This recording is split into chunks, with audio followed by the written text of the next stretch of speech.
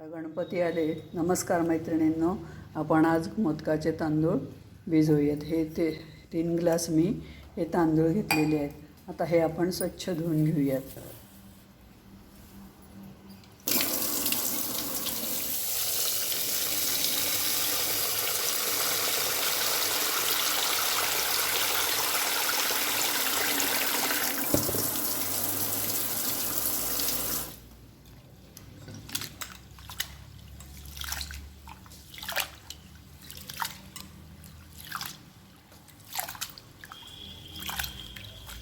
असे चांगले स्वच्छ धुवून घ्यायचे. आणि कायम मोदकाचा तांदूळ जो आहे तो आपण उकडीचे तांदूळ हल्ली मिळतात, पण त्यापेक्षा सुद्धा इंद्रायणी तांदूळ आपण जर वापरला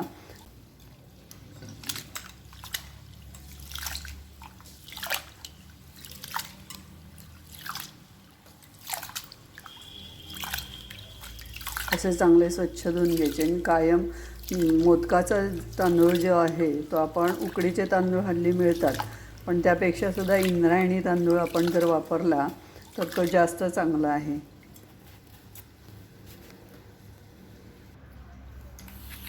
आता हे आपण असे निथळत ठेवूयात.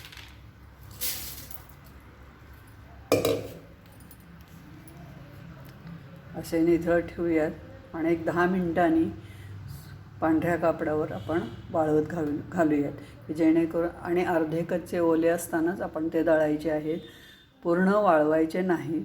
आणि मग दळून झाल्यानंतर पुढची प्रोसिजर मी तुम्हाला सांगेन.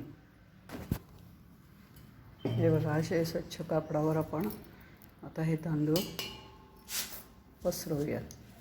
सावलीतच हे तांदूळ वाळवायचे आहेत.